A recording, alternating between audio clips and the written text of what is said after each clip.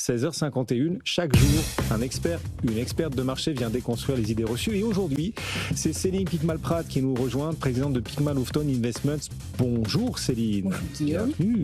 Le pétrole, c'est fini. Enfin, certains le pensent, pas vous. Vous dites bullshit. Vous foudroyez cette idée, même si les cours d'ailleurs reculent fortement aujourd'hui, Céline. Cette idée que le pétrole en bourse, c'est fini. Pourquoi vous y croyez encore, vous ? Alors j'y crois encore, tout d'abord parce que déjà ça marche. Enfin pas le pétrole mais les pétrolières. Si vous regardez ce qui s'est passé sur les pétrolières en novembre-décembre, c'est assez intéressant de noter que les pétrolières ont progressé de près de 4%, alors que dans le même temps, le Nasdaq perdait 2,5%. Ce qui est intéressant aussi, c'est de voir qu'en ce mois de janvier, qui vient de se terminer vendredi dernier, eh bien vous avez eu un secteur qui a surperformé tous les autres, c'est le secteur de l'énergie, plus 10%.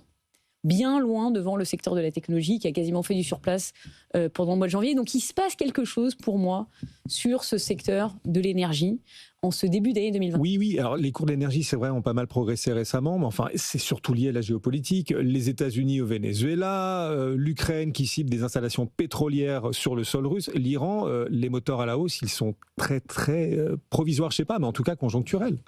Eh bien, Guillaume, selon moi, détrompez-vous. Il y a des moteurs beaucoup plus structurels. Un premier moteur beaucoup plus structurel, c'est que nous sommes aujourd'hui confrontés à un monde complexe dans lequel les investisseurs cherchent des valeurs refuges. On parlait de l'or tout à l'heure. Valeurs refuges, eh bien, figurez-vous que le pétrole, les énergies, les sociétés énergétiques offrent aujourd'hui certaines caractéristiques de valeurs refuges. Elles offrent par exemple des dividendes.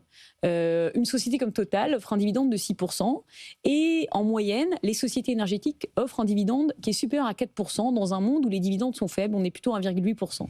Elles offrent des dividendes parce qu'aujourd'hui, ce sont des coffres-forts à cash. Ce sont des sociétés qui se portent très bien, qui ont peu investi dans leurs dépenses d'investissement pour l'avenir, puisque justement, on n'avait pas de visibilité pour le prix du pétrole à venir. Elles ont baissé leurs dépenses d'investissement de 35% au cours des 10 dernières années. Et donc aujourd'hui, c'est un réservoir à argent qui attire les investisseurs. Et puis l'autre changement structurel, peut-être dont on parlera beaucoup plus à l'avenir, c'est que ces sociétés qui étaient vues comme étant pas du tout en croissance pourraient peut-être bien offrir non seulement du cash pour leurs investisseurs, mais aussi de la croissance. Et ça aussi, c'est nouveau.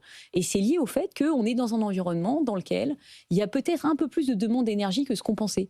Peut-être plus de demande d'énergie parce que finalement, il faut de l'énergie pour l'intelligence artificielle, il faut de l'énergie pour la défense, il faut de l'énergie parce qu'on veut réindustrialiser le monde, on veut avoir des chaînes de production en France, en même temps qu'on veut en avoir aux États-Unis, en Chine et au Brésil. Et bien quand on fait tout ça, ça demande beaucoup plus de consommation énergétique que ce qu'on avait anticipé auparavant dans des modèles qui étaient très efficients dans leur mode de calcul. Donc, plus de demande d'énergie, à un moment où on n'en a pas produit, c'est une équation qui pourrait être très favorable peut-être à ces sociétés énergétiques. Et c'est peut-être pour ça qu'elles ont grimpé autant en ce mois de janvier.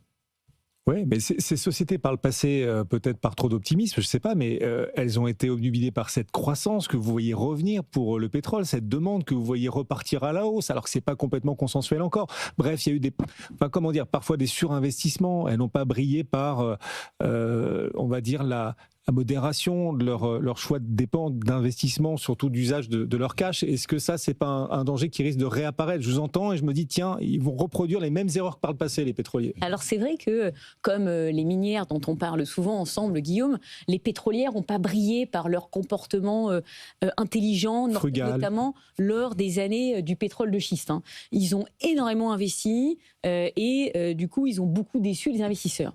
Or, encore une fois, les dépenses d'investissement ont largement baissé au cours des 10 dernières années, moins 35%. Et deuxième élément, les valorisations aujourd'hui sont au tapis. C'est-à-dire que les investisseurs anticipent ce que vous disiez à l'instant par des valorisations très faibles. C'est un des secteurs les plus faiblement valorisés dans le marché américain et dans le marché mondial. On a une valorisation pour le secteur énergétique qui se situe à 1,5 fois la book value contre 3,3 fois au global pour le marché. Et comme on le disait tout à l'heure, en plus, on a des dividendes très nettement supérieurs au reste du marché. Julien. Et justement, l'argument que vous avancez sur le retour à l'actionnaire, parce qu'il n'y a pas que ces dividendes, mais c'est aussi le rachat d'actions, c'est aussi un facteur de fébrilité. Moi, j'y vois un facteur de fébrilité pour ces sociétés.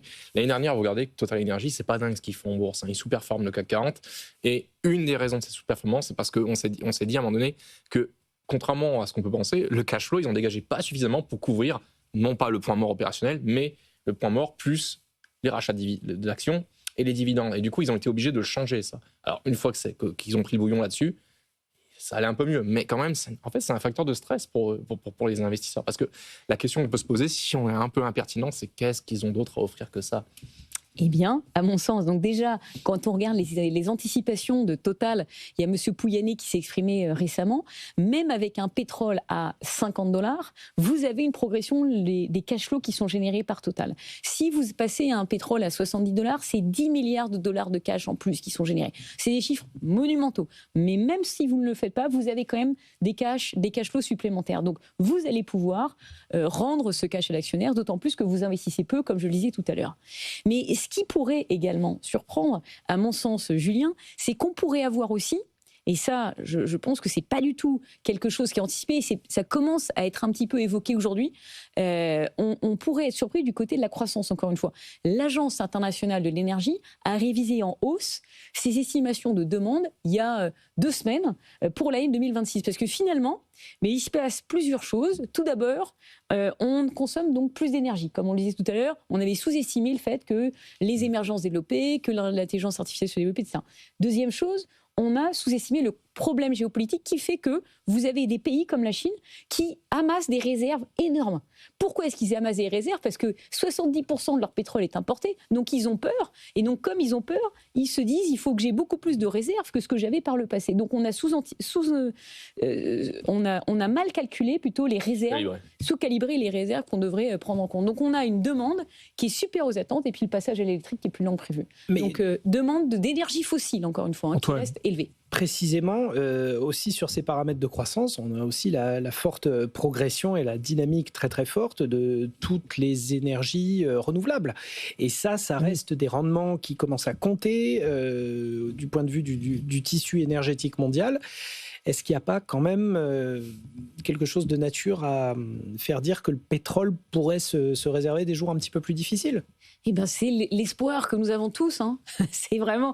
Mais le problème auquel nous sommes confrontés, malheureusement pour nous tous, c'est qu'aujourd'hui, les énergies renouvelables, elles absorbent l'excédent de demande par rapport au passé. Ce qui est déjà beaucoup. Hein. Mais malheureusement pour nous, on est des animaux assoiffés d'énergie.